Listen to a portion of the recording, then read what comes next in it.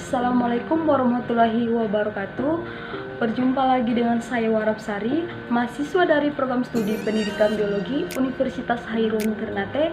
Di video kali ini saya akan membahas materi biologi mengenai pencemaran lingkungan. Ya, sebelum kita masuk ke materi, kita harus tahu dulu kompetensi dasar yang harus dicapai dari materi pencemaran lingkungan. Kompetensi dasarnya ialah 1.1 menganalisis data perubahan lingkungan dan dampak dari perubahan-perubahan tersebut bagi kehidupan. Dan tujuan pembelajaran antara lain yaitu 1.1 siswa mampu menjelaskan pengertian pencemar lingkungan. 1.1.2 siswa mampu mengidentifikasi jenis-jenis pencemar lingkungan.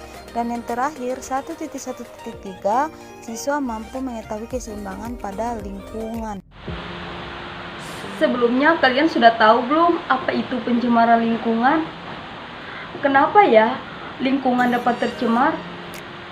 Lalu apa saja dan jenis-jenis apa saja pencemaran lingkungan? Dan bagaimana cara mengatasi jika lingkungan sudah tercemar? Dan kita juga mempelajari tentang keseimbangan lingkungan. Tonton terus ya videonya sampai selesai. Sebelum kita membahas materi lebih lanjut, kita harus tahu dulu tuh apa itu pencemaran lingkungan. Jadi, lingkungan adalah segala sesuatu yang berada di sekitar kita. Lingkungan bisa dikatakan tercemar apabila dimasuk atau kemasukan bahan pencemar yang dapat membahayakan makhluk hidup yang berada di dalamnya. Pencemaran lingkungan bisa disebabkan oleh dua faktor, yaitu pertama, faktor manusia, dan yang kedua yaitu faktor alam. Yang pertama, faktor manusia. Manusia bisa menyebabkan pencemaran. Mengapa? Karena kegiatan manusia, aktivitas manusia sehari-hari, misalkan pembakaran sampah, pengundulan pohon, penggunaan deterjen, dan lain sebagainya.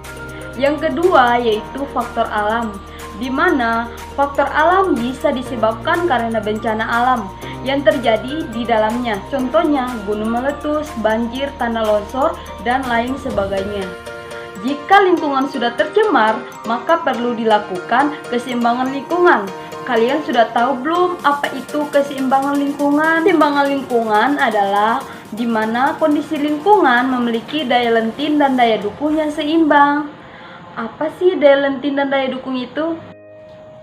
Jadi, daya lenting adalah kemampuan lingkungan untuk kembali ke kondisi semula. Dalam arti, jika lingkungan tersebut tercemar, maka lingkungan tersebut sakit. Untuk menyembuhkan kembali disebut dengan daya lenting.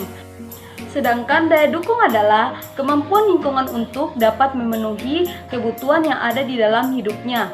Contohnya, kebutuhan manusia seperti makan, memerlukan oksigen, dan lain sebagainya. Teman-teman, untuk membuat lingkungan menjadi seimbang, perlu beberapa faktor loh. Yang pertama, keseimbangan energi. Di mana keseimbangan energi adalah faktor di mana energi yang diperlukan dengan energi yang dibutuhkan harus sesuai. Yang kedua, yaitu faktor makanan. Adalah di mana makanan yang dikonsumsi harus sesuai dengan makanan yang diproduksi. Dan yang ketiga, yaitu harus adanya keseimbangan antara komponen biotik dan abiotik.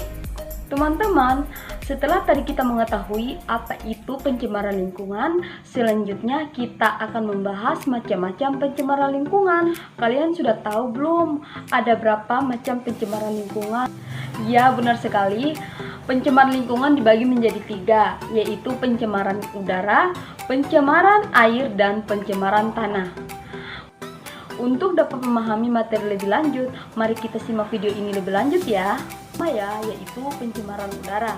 Pencemaran udara adalah disebabkan oleh gas atau asap yang berasal dari industri, kendaraan bermotor, dan lain sebagainya. Pencemaran ini bisa berasal dari pembakaran bahan fosil seperti minyak bumi dan gas alam, dan juga menggunakan bahan berbahaya atau gas yang berbahaya. Teman-teman, pencemaran udara ini sangat berdampak negatif bagi kehidupan manusia, khususnya bagi kesehatan manusia, dan ada juga dampak-dampak lainnya juga loh. Yang pertama, yaitu dapat mengakibatkan hujan asam hasil dari pembakaran fosil dan bentuk gas, meningkatnya belerang oksida seperti SO dan SO2. Cara mengatasi pencemaran udara ini dapat dilakukan dengan beberapa hal. Yang pertama yaitu mengurangi penggunaan gas-gas berbahaya, dan yang kedua yaitu menanam banyak pohon untuk penyerapan udara agar udara sehat bagi kita. Selanjutnya, pencemaran air. Pencemaran air disebabkan karena limbah padat atau limbah cair. Pencemaran air ini dapat menyebabkan ekosistem air menjadi terganggu. Bahan-bahan yang dapat mencemari air antara lain penggunaan pupuk, pestisida, dan lain sebagainya. Dan juga karena sampah, dan bisa karena sisa makanan, bahan-bahan organik seperti nasi, tumpahan minyak, kotoran manusia, bahkan urin manusia. Cara menanggulangi pencemaran air dapat dilakukan dengan beberapa hal. Yang pertama, tidak membuang sampah ke dalam sungai ataupun tempat lainnya.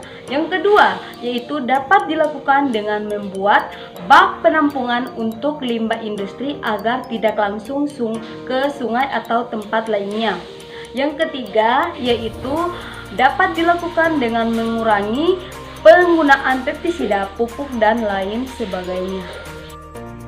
Yang ketiga adalah pencemaran tanah, di mana pencemaran tanah adalah yang disebabkan karena bahan masuk ke areal tanah. Pencemaran ini dapat menyebabkan tanah menjadi tidak subur dan kualitas tanah menjadi turun.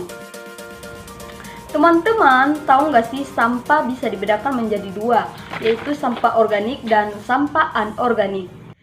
Sampah organik adalah sampah yang bisa diuraikan oleh konverter, contohnya dedaunan dan kotoran hewan.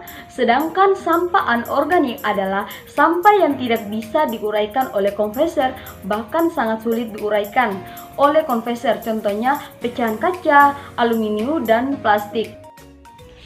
Kita tahu bahwa pencemaran lingkungan berdampak negatif bagi kehidupan manusia.